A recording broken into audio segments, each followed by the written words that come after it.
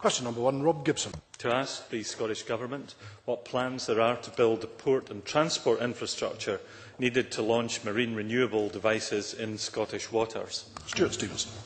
Ports in Scotland have a major role to play by providing strategic transport infrastructure, thus contributing strongly to the Government's core purpose of increasing sustainable economic growth. The port sector in Scotland is diverse and adaptable and well placed to pursue commercial opportunities in partnership with the expanding marine renewables sector. The recently reconvened Forum for Renewable Energy Development in Scotland, Marine Energy Group, is currently considering the marine renewable industry's port and transport needs. The identified needs will be set out within the Scottish Government's Renewables Action Plan to be published later this year. Rob Gibson. I thank the Minister for that and sharing my view of the urgency behind the drive to install clean energy machinery. Will the Minister identify what funding streams there are from Scottish, UK and EU sources that can be accessed by ports like Scrabster, Scapa Flow and the Cromarty Firth in order to speed what we both wish, the development of tidal and wave devices in the Pentland Firth and so on? Minister. It is indeed important that we maximise the access to funds for harbours from all possible sources, and there are funds available from all. That is particularly the case in the light of the substantially higher than expected interest from developers that have arisen from the Crown Estate's recent leasing round for the area. So we will keep a very close eye on funding from all possible sources. Jamie Stone.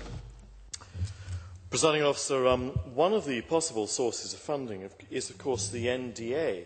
And as Dunray continues to decommission, they have very deep pockets indeed. Can the Minister give me an assurance that when he comes to consider the potential of Scrabster Harbour, Wick Harbour, that he will coordinate closely with the NDA with a view to getting as much money as we possibly can for these two harbours? Minister. I'm always a very good friend of anyone with deep pockets, Presiding Officer, and the NDA are certainly a key player in the far north of Scotland, who have a very important role to play. And I'd be very happy to discuss with them any role that they can play in the development of our harbour and wider transport infrastructure. Lewis MacDonald. Aware that the best tidal energy resource in Scottish waters is in the central part of the Pentland Firth, which you will also be aware is an international shipping channel.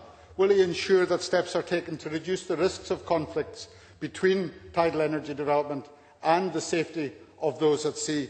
And will he work with the Crown Estates and with the Maritime and Coast Guard Agency to ensure that these issues are given the highest priority? Minister. Mr MacDonald is entirely correct, Presiding Officer, to point to the potential for conflict and indeed to identify by his reference to the MCA for the need for different jurisdictions to work closely together to ensure that their respective responsibilities are all focused in the same direction. He can be assured that we shall do that.